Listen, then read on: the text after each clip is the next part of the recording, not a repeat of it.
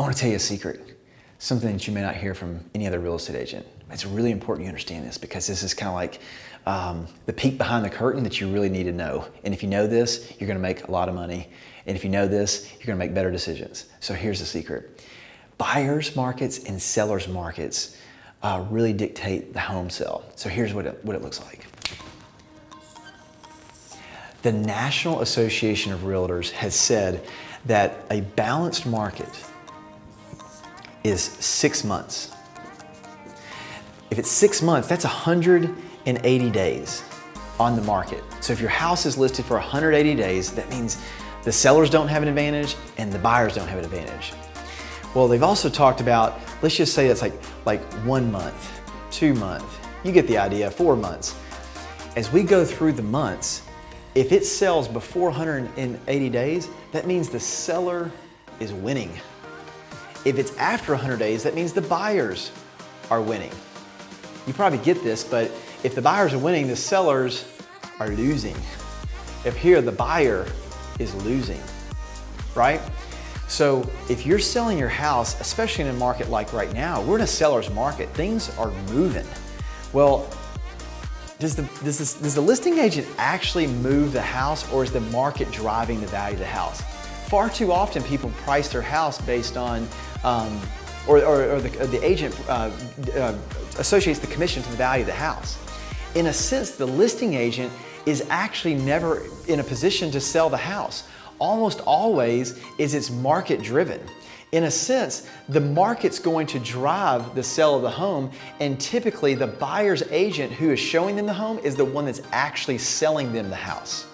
I know that's hard to believe, but I mean, listen, I've been doing this for like 18 years. We've done well over 1,500 transactions, over 100 or over 500 million in sales.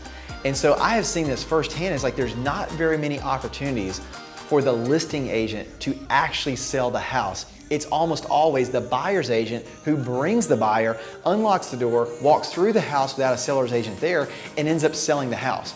So if you're in a seller's market, I don't understand why in the world you would pay someone a commission here.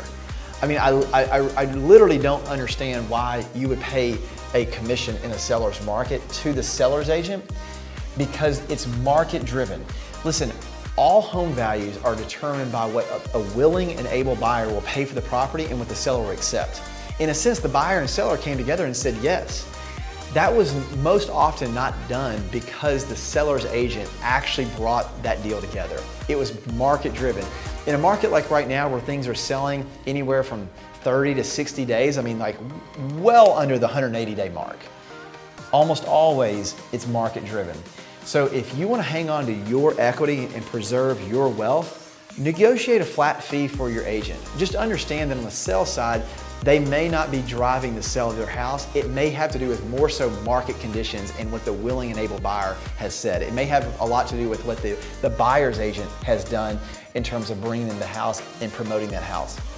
So if you're selling your house and you're in a seller's market and things are selling less than 100 days, I think it makes a whole lot of sense of pushing for a flat fee for service pricing. At Scout, we do it starting at $5,000. It's full service for $5,000 because we understand we're in a seller's market, and in a seller's market, our sellers are winning. So we want to position you to win and price things very, very, very fair. I hope that gives you a peek behind the curtain about what markets look like, what's a seller's market, what's a buyer's market, and how to price accordingly so that you win.